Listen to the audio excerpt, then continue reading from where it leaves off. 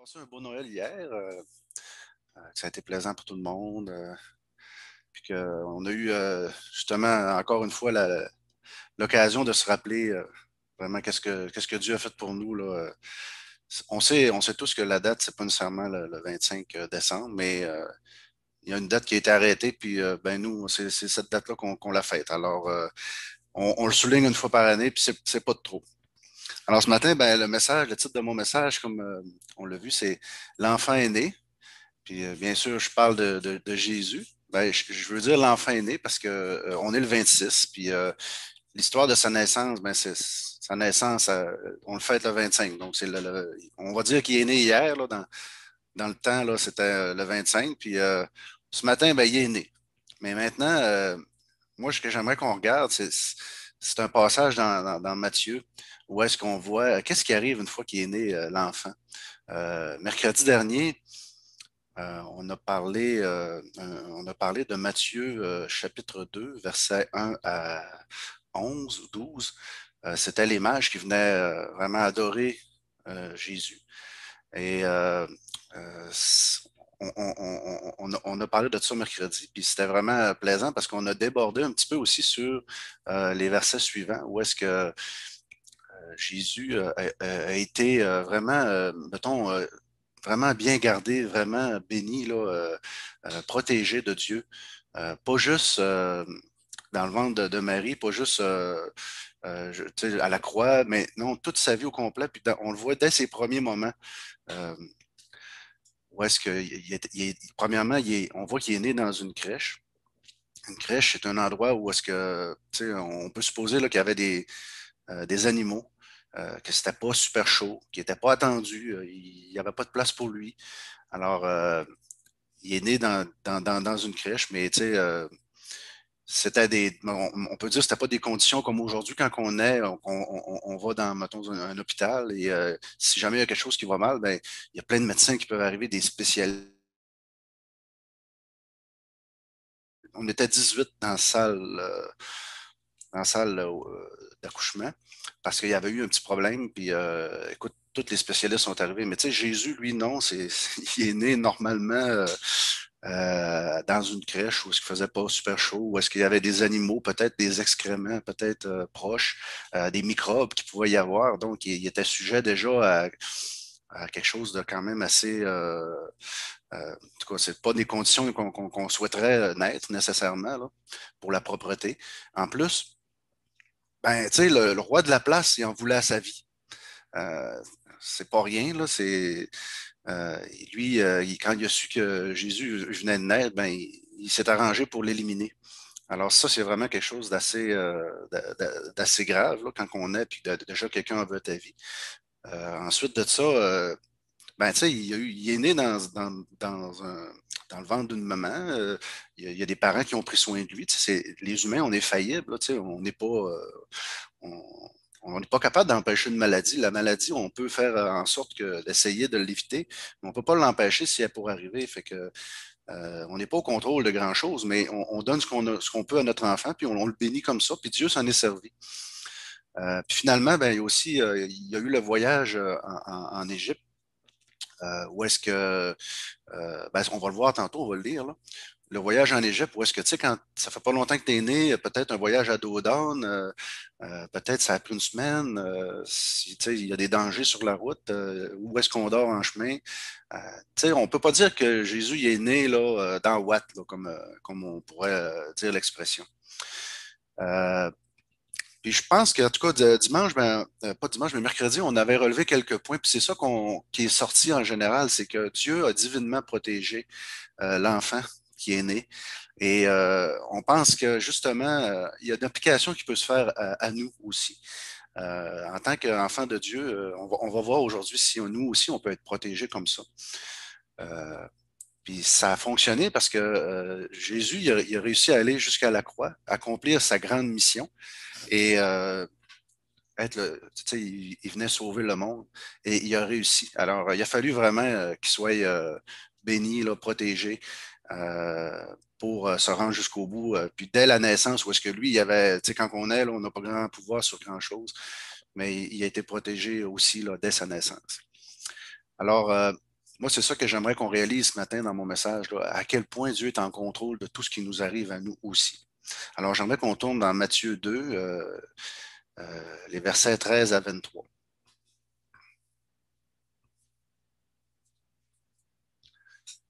Alors, je vais mettre mes petites lunettes. Ça va comme suit. Lorsqu'ils furent partis, voici, un ange du Seigneur apparut en songe à Joseph et dit, lève-toi, prends le petit enfant et sa mère, fuis en Égypte et reste-y jusqu'à ce que je te parle, car Hérode cherchera le petit enfant pour le faire périr. Joseph se leva, prit de nuit le petit enfant et sa mère et se retira en Égypte. Il y resta jusqu'à la mort d'Hérode, afin que s'accomplisse ce que le Seigneur avait annoncé par le prophète. J'ai appelé mon fils hors d'Égypte. Alors, Hérode, voyant qu'il avait été joué par les mages, se mit dans une grande colère, et il envoya tuer tous les enfants de 2 ans et au-dessous qui étaient à Bethléem, et dans tout son territoire, selon la date dont il s'était soigneusement enquis auprès des mages. Alors s'accomplit ce qui avait été annoncé par Jérémie le prophète. On a entendu des cris à Rama, des pleurs et de grandes lamentations. Rachel pleure ses enfants et n'a pas voulu être consolée parce qu'ils ne sont plus.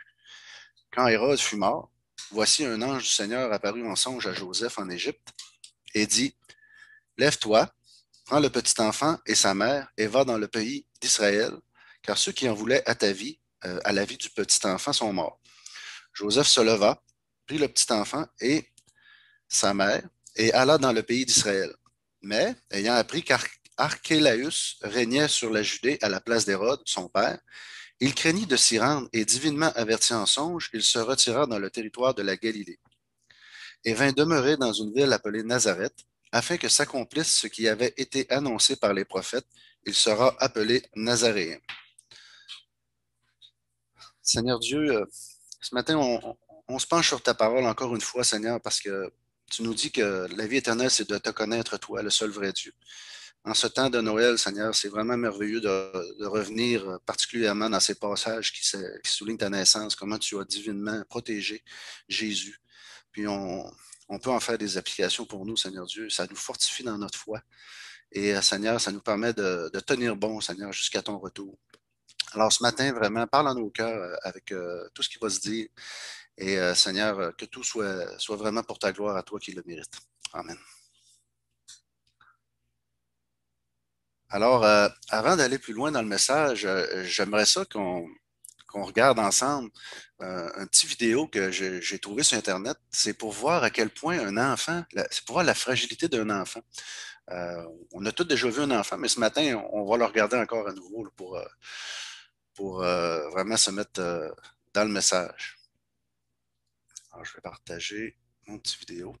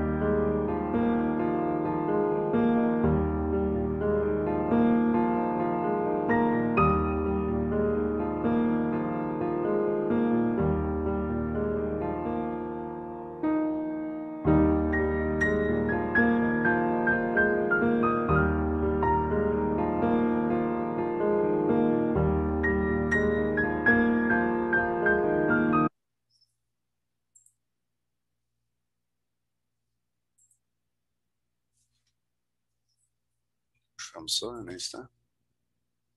Stop share. OK. Bon. Qu'est-ce que je voulais montrer, c'est vraiment, j'ai fouillé une vidéo, je voulais vraiment trouver un enfant le plus jeune possible. Puis j'ai aimé ça, cette vidéo-là, parce que l'enfant, on voit que les adultes, ils le prennent, ils donnent son bain. Lui, il est tout calme, il est à la merci des adultes. Puis, tu sais, il s'acclimate tranquillement, pas vite. On dirait quasiment qu'il va s'endormir. Mais tu sais, dans le fond, il est vraiment fragile. Il est laissé à lui-même. Ben, pas, il n'est pas laissé à lui-même, mais je veux dire, tu peux pas laisser un petit enfant comme ça. Mais Dieu, tu sais, dans son plan divin, là, il a décidé de se faire un petit enfant comme ça pour venir nous sauver. C'est assez. Quand on s'arrête pour réfléchir à ça, là, on voit à quel point. Moi, au début, en tout cas, je me disais, crime, il a pris une chance, là, il a pris un guess, là, se faire un petit enfant comme ça pour venir sauver le monde, c'est une grande mission. Mais plus qu'on étudie la parole, plus qu'on se rend compte à un moment donné, ah non, non, t'as peu, c'est pas il a pas pris une chance. Quand on étudie, il a vraiment tout dirigé les événements. Puis il fallait que ça marche, son plan. Il venait une fois, puis il fallait que ça marche. Puis ça a marché. Fait que, en tout cas, j'espère que cette petite vidéo-là vous a peut-être montré un petit peu là, qu'est-ce que je voulais voir quand je voulais représenter la fragilité d'un enfant. Maintenant, j'aimerais ça vous parler de qu'est-ce qui s'est passé. Moi, quand j'ai pris conscience de la fragilité d'un enfant, c'est quand j'ai eu mon premier enfant. C'était Laurence. Juste pour vous expliquer un peu là, les 10 minutes qui ont séparé l'hôpital de la maison, là. En tout cas, pour moi, ça a été tout qu'un choc. Je ne pensais pas que ça allait faire ça. Mais c'est prendre le petit enfant, le mettre l'espèce de porte-enfant, en tout cas, puis que ça, tu peux attacher ça avec la ceinture. Hey, le petit bébé, il était même pas capable de tout combler le siège d'enfant.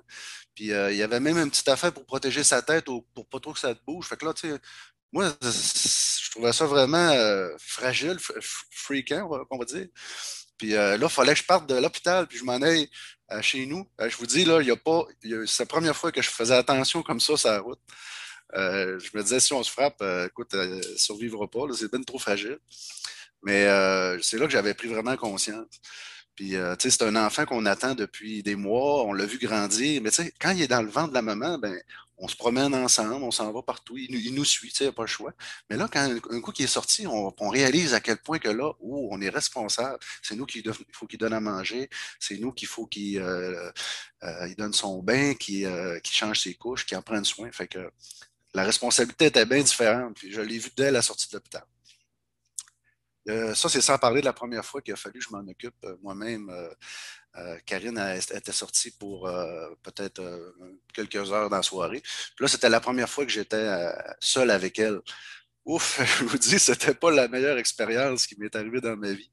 En voulant dire, encore là, j'ai réalisé à quel point là, crime, je suis responsable de cet enfant-là, c'est important. Puis on a une pression, mais c'est parce que l'enfant est tellement petit, puis c'est le nôtre, puis on veut pas qu'il arrive à rien. Fait que finalement, ben, elle avait pleuré pas mal cette soirée-là, mais je m'en étais quand même sorti. Ça vient pas qu'un manuel, mais même si on a suivi des cours prénataux, ben, en tout cas, faut se faire notre propre expérience. Alors, c'est comme ça. C'est comme ça que ça s'est passé, moi, pour les premiers enfants. Ben, le premier, en tout cas. Le deuxième, c'est déjà pas mal moins pire. Mais on voit dans le texte, en tout cas, que dans son plan de rédemption, là, Dieu avait choisi un enfant là, très fragile, mais qui était vraiment, Dieu était en contrôle. Tu sais. On sait qu'il est né d'une vierge dans une étable, mais tu sais, dès le verset 13, Hérode en veut à sa vie. Et il avertit Joseph en songe, il fait avertir Joseph par un ange, puis il demande de quitter l'Égypte. Après ça, verset 12 et 13, ben, c'est là qu'ils s'en vont en Égypte.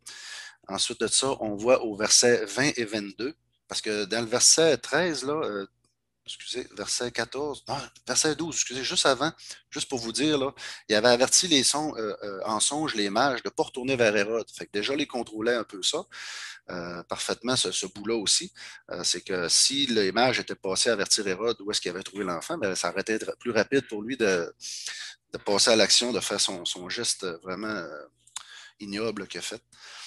Mais Dieu l'a protégé là aussi. Alors, au verset 13, il a averti en songe, puis il a dit, lève-toi, prends le petit enfant sa mère fuit en Égypte et reste-y jusqu'à ce que je te parle.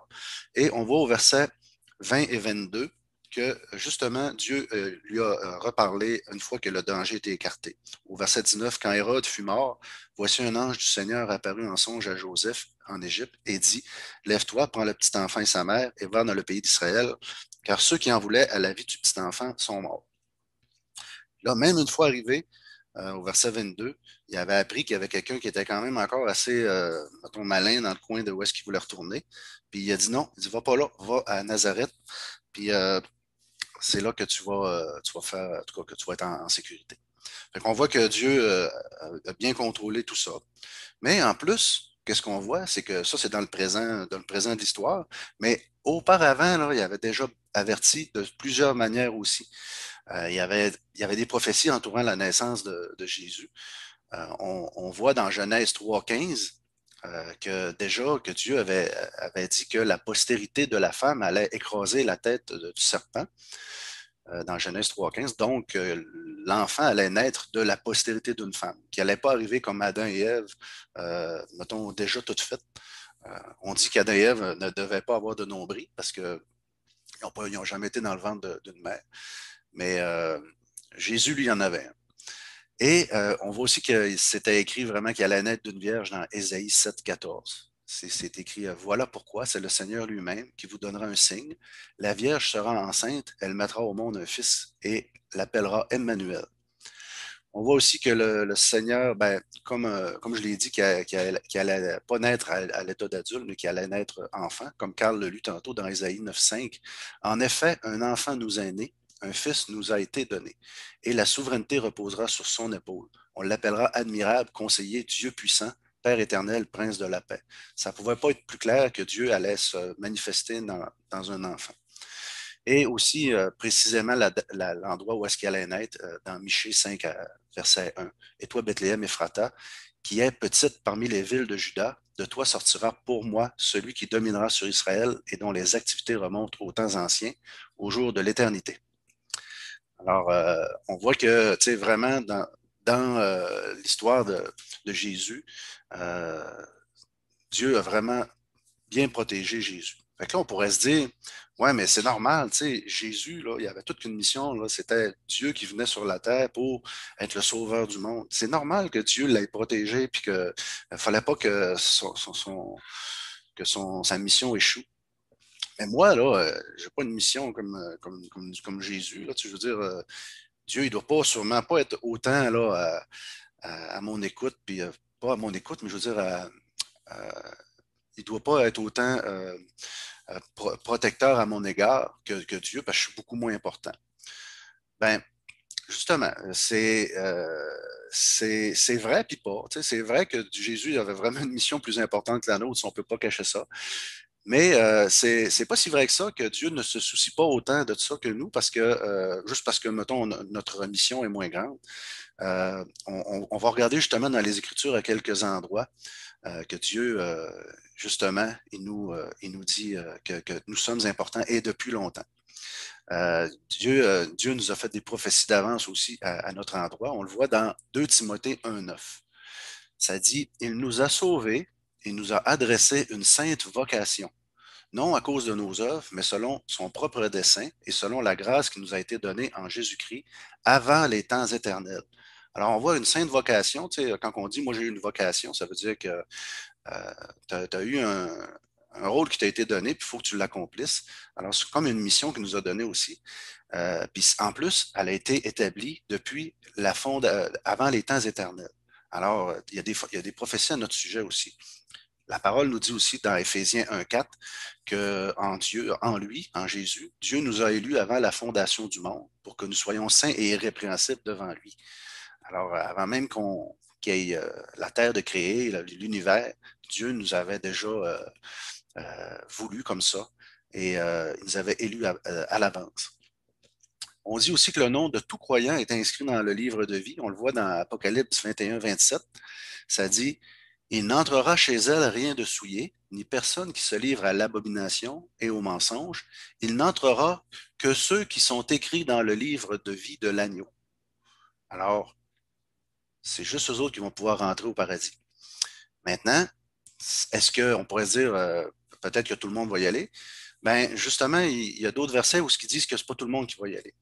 Il dit, par exemple, dans Apocalypse 13:8, et tous les habitants de la terre l'adorent. Là, ici, on parle de l'Antéchrist. Tous les habitants de la terre adorent l'Antéchrist, ceux dont le nom n'a pas été écrit dès la fondation du monde dans le livre de vie de l'agneau qui a été immolé. Donc, la parole, elle nous dit qu'il y en a aussi qui n'ont pas été écrits.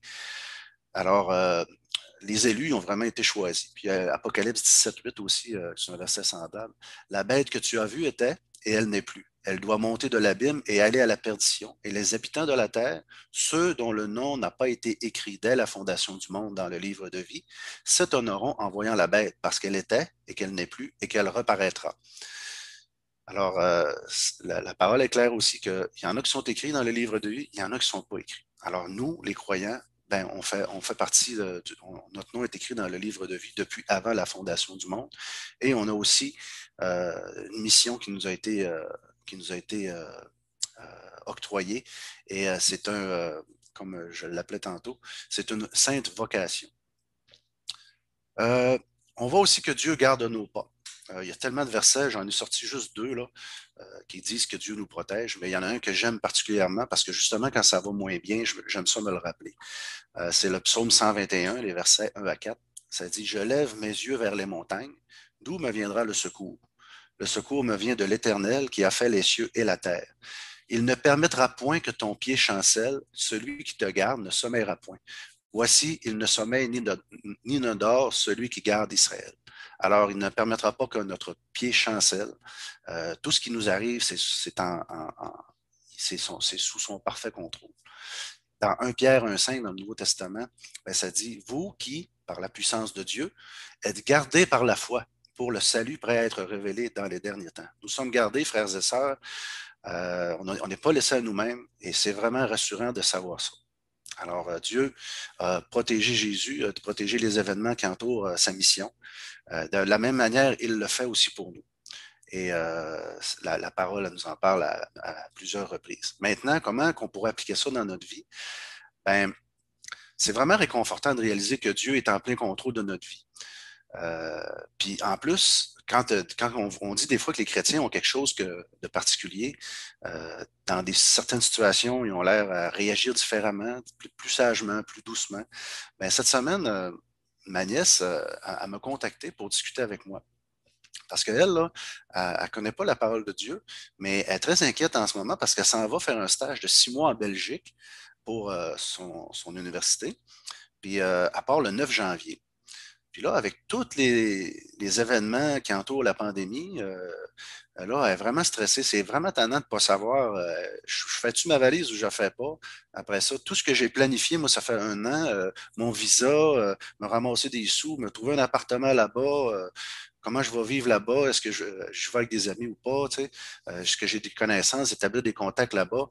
Ben, c'est sûr que quand tu arrives à quelques semaines, quelques jours même de ton départ, c'est des choses qui te rendent anxieux. Tu as mis beaucoup d'efforts là-dessus, puis là, tout d'un coup, tu arrives au bout, puis on dirait que ça ne marchera pas.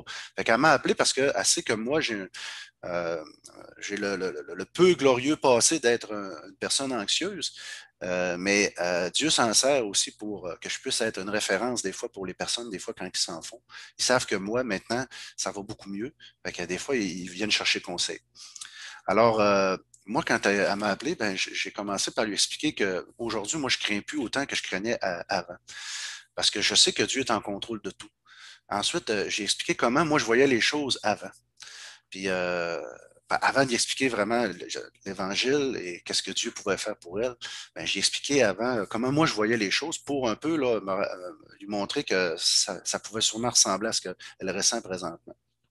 Alors, j'ai commencé à y parler de... Moi, quand j'étais jeune, mettons qu'on arrivait à une décision à prendre importante dans notre vie, ben, souvent, il y a deux options, au minimum deux options en tout cas.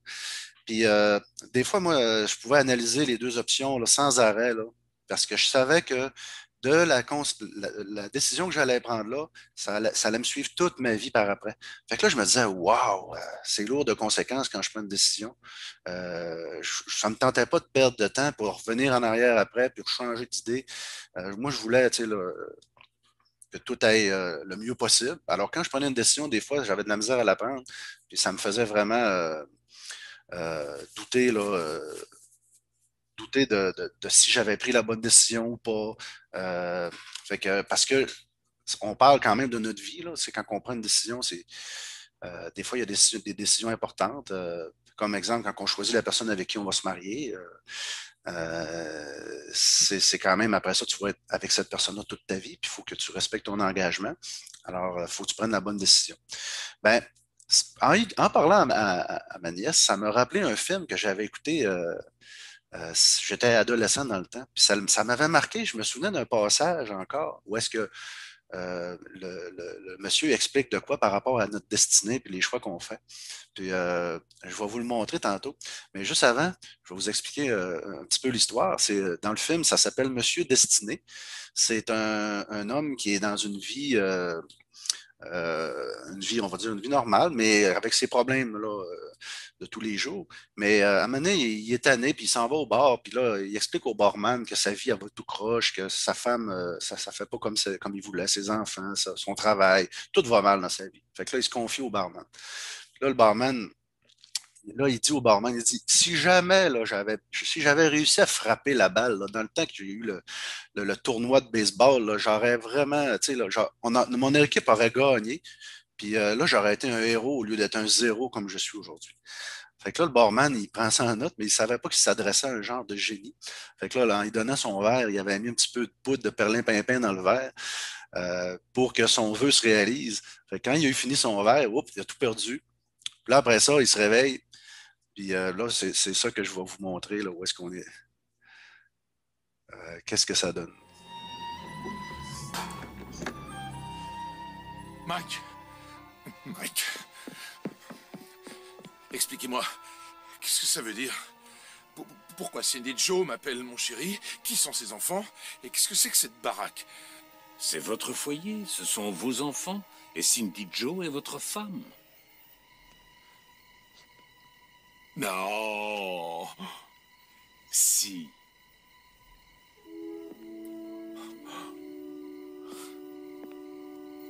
Vous allez bien?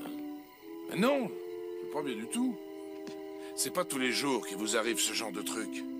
Oui, c'est absolument extraordinaire, il faut bien le reconnaître. Bon, attendez, j'y comprends rien. Comment ma vie aurait-elle changé à ce point? Tout ça parce que j'ai frappé cette saloperie de balle?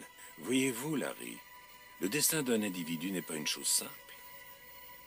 Chaque incident qui survient dans la vie d'un être détermine tous les événements qui lui succèdent.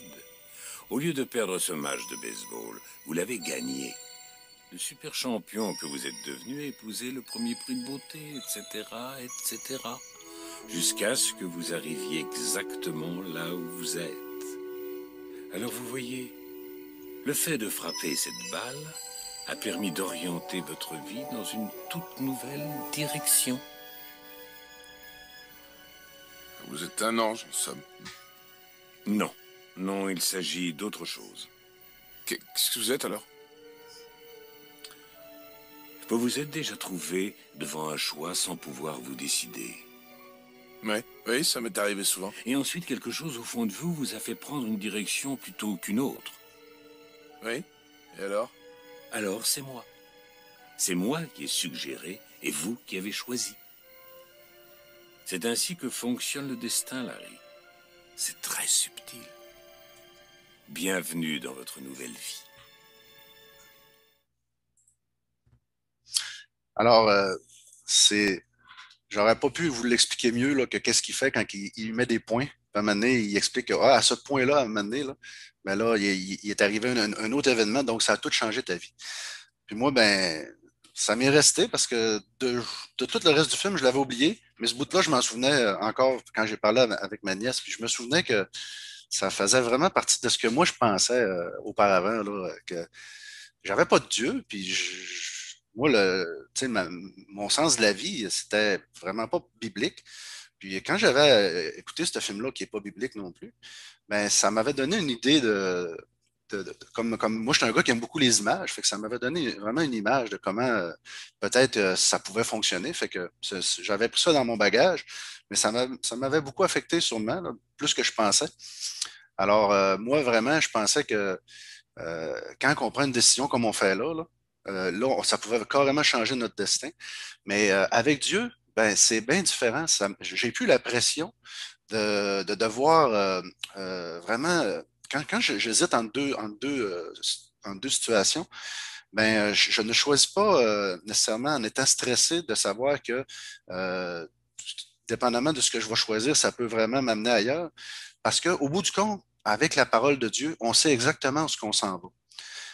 Je peux pas dire physiquement où est-ce que je vais être, mettons, dans 10 ans, sauf que c'est pas ça qui est vraiment important. Ce qui est important, c'est quand je vais mourir, où est-ce que je vais aller, puis en attendant, c'est quoi que j'ai à faire.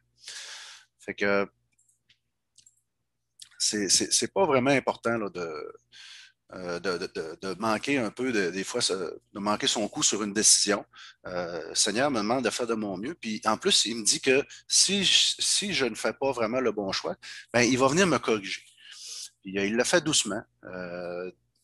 Des fois c'est plus difficile un peu en tant que personne de se laisser corriger, mais c'est vraiment rassurant de savoir qu'il va le faire. Alors, c'est beaucoup moins anxiogène.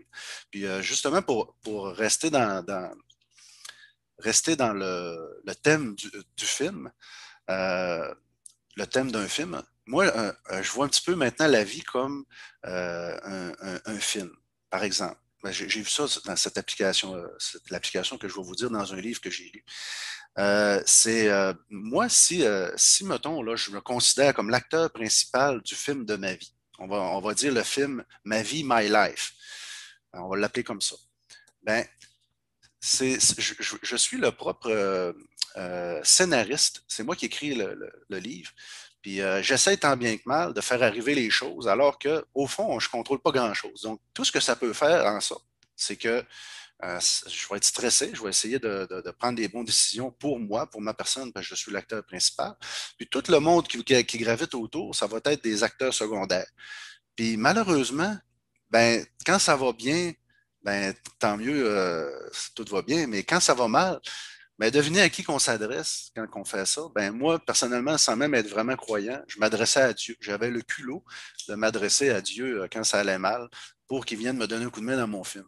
Alors, Dieu était un acteur secondaire ou même pire, un figurant. Alors, de temps en temps, je faisais appel à lui. Puis, ce qui est le pire, c'est que, ben, ce qui est le mieux, en fait, c'est que Dieu, il intervenait quand même. Des fois, il me bénissait. Puis, moi, je repartais à mon compte dans mon film pour ma vie. Puis, je refaisais appel à lui encore une autre fois plus tard.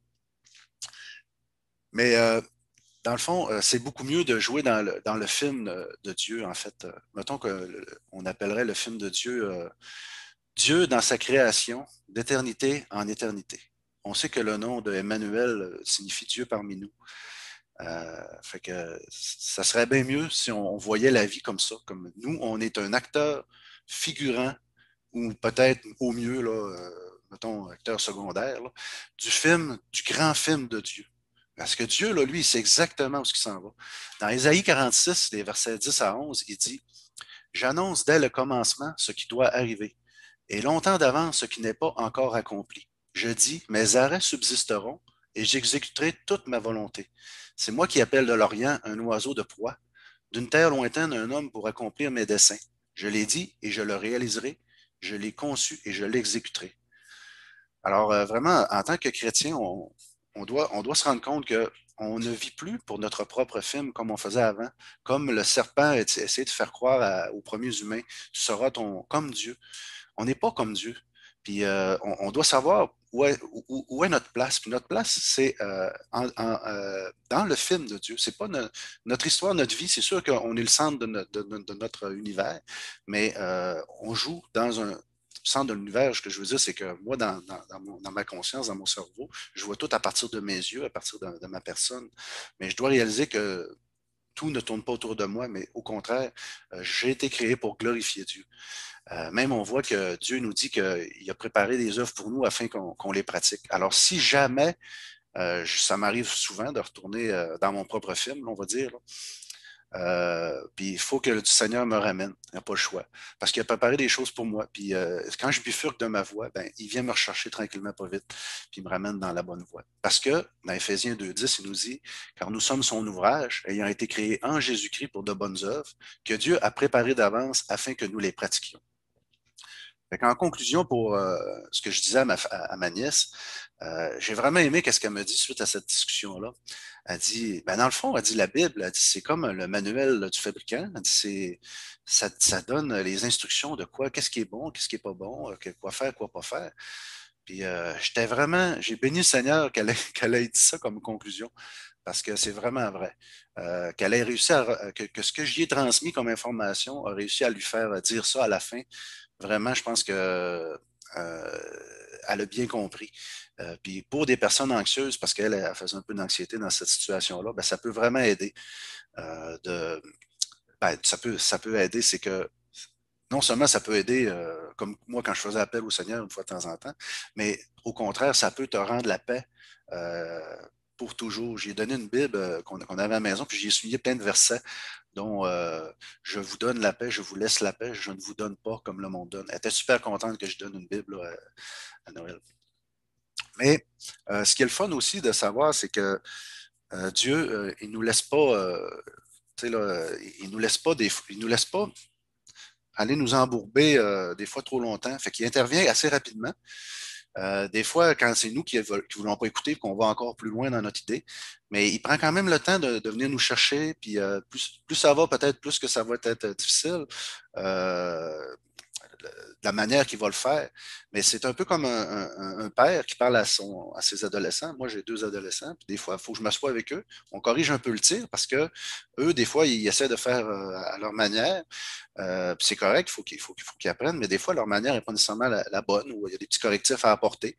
Tu sais, imaginez quand imaginez que vous êtes figurant dans un film, puis vous ne faites pas du tout ce que le scénariste vous a demandé de faire. Je ne suis pas sûr que le film, au bout du compte, ça va donner ce que lui il voulait que ça donne. Fait que nous, en tant que chrétiens, on était fait pour glorifier Dieu. On était fait pour être le sel de la terre, pour donner du goût, de la saveur. Puis on était fait pour être la lumière du monde aussi. Et je suis pas sûr que quand je pars à mon propre compte, faire mon propre film, Ma vie, My life, que j'ai d'influence vraiment sur le grand monde, parce que j'ai rien de divin en moi. Puis eux, ils vont juste voir un homme qui fait sa vie comme tout le monde. Mais ça risque pas de les toucher avec l'Évangile, en tout cas, ça c'est certain. Mais il y en a qui réussissent à toucher des personnes. Il y en a qui partent des fois des sectes ou des choses comme ça, puis ils ont de l'influence sur beaucoup de monde. Mais dans Matthieu, chapitre 15, versets 13 à 14, Jésus il leur dit, toute plante que mon Père n'a pas plantée sera déracinée. Laissez-les, ce sont des aveugles qui conduisent des aveugles. Si un aveugle conduit un aveugle, ils tomberont tous deux dans une fosse. Ce que je veux dire par là, c'est que mon film peut intéresser certaines personnes, mais on va toutes les deux aller dans la fosse parce que c'est pas le bon chemin, c'est pas le bon film, c'est pas le bon, j'ai pas le bon rôle. Mon rôle en tant qu'enfant de Dieu, c'est de glorifier Dieu et de m'assurer de bien jouer mon rôle dans son film à lui et d'être à son écoute pour qu'il me dise vraiment les instructions. Alors, pour finir, ben, on vit tous dans un monde où est-ce que on a des soucis, on a des épreuves, on est tous soumis à des soucis, des épreuves, des épreuves terribles pour certains. Puis on se pose tous des questions sur notre avenir et parfois on vient dans le passé et on se demande si on a fait les bons choix. Puis c'est tout à fait humain de le faire, comme l'exemple de ma nièce que j'expliquais. Mais comment allons-nous traverser à travers ces épreuves? Comment allons-nous passer à travers ces épreuves? Est-ce que ça va être en essayant de tout être de reprendre le contrôle de notre vie, être le scénariste de ce qui va se passer, puis s'en faire, puis pas avoir tous les éléments, puis essayer de jouer avec ça? Oh ben non, c'est en se fiant vraiment au grand scénariste qui est le metteur en œuvre, le créateur. Il a écrit l'histoire, il a mis toutes en scène, il a tout créé, qu'est-ce que ça prenait. Il est au contrôle de tout. Puis nous, en plus, il nous laisse sa parole pour qu'on puisse savoir c'est quoi notre rôle. Alors, c'est vraiment beaucoup moins anxiogène de faire ça. Puis ce matin, ben, c'est ça, c'est que je voulais. J'ai commencé à parler du petit enfant, comment Dieu nous l'a montré avec Jésus. Il nous l'a montré après ça dans sa parole grâce à sa parole, comment nous, il nous protège aussi. Alors, c'est beaucoup plus le fun et on est beaucoup plus en paix quand on joue dans le grand film de Dieu. C'est une image, c'est sûr, c'est pas, il n'y a aucune image de parfaite, mais c'était un beau parallèle ce matin que je voulais vous amener. Puis sachez une chose, frères et sœurs, c'est que l'acteur principal du film de Dieu, il a réussi sa mission et il nous dit qu'il va revenir pour accomplir, ben, tout est accompli, mais pour revenir vivre et régner sur la terre avec nous. Puis ça, ben, ça fait 2000 ans qu'il l'a dit, puis on sait encore que ça va se produire, puis on espère très bientôt. Alors, attendons patiemment le retour de l'acteur principal qui est Jésus. Alors, Père Céleste, vraiment ce matin, je veux te bénir parce que tu es en contrôle horizontal, vertical, en profondeur, peu importe, Seigneur, combien il y a de dimensions dans ce monde, tu es en contrôle de tout. Tu as tout créé. Et Seigneur, tu nous as fait l'honneur de venir être des participants de ta merveilleuse histoire, Seigneur Dieu. Et en plus, tu nous réserves des choses vraiment fabuleuses, comme ta parole nous le dit, et on a hâte de voir tout ça. Mais ce qu'on a hâte surtout, c'est de te revoir, Seigneur, toi, revenir. Présentement, on est des acteurs secondaires, on est ton Église, on fait de notre mieux pour refléter ton amour auprès de nous. Et Seigneur, tu nous as envoyé ton Saint-Esprit pour qu'on puisse faire tout ça, qu'on soit qualifié pour le faire, parce qu'on n'en avait aucune qualification auparavant, Seigneur Dieu. Mais grâce à ton Saint-Esprit, on peut être un sel qui goûte, on peut être une lumière qui éclaire. Et Seigneur, c'est vraiment en demeurant dans la bonne histoire qu'on peut le faire. Et en plus, les avantages pour nous directement, c'est qu'on est en paix quand on fait ça. Tu nous donnes ta paix, tu ne nous donnes pas comme le monde donne. Alors Père, merci pour cet avant-midi. Sois glorifié encore une fois. On est vraiment heureux de pouvoir célébrer ton Fils. Et Seigneur, permet qu'on ait une belle journée, une belle semaine et garde-nous en santé et protège-nous de toutes les choses qui peuvent être dangereuses pour nous, comme entre autres la pandémie actuellement. Alors, fais en sorte qu'on use de sagesse et de précaution. Et Seigneur, pour ce qu'on ne peut pas prévoir, ben, on te laisse ça entre tes mains et on est pleinement en paix avec ça. Amen.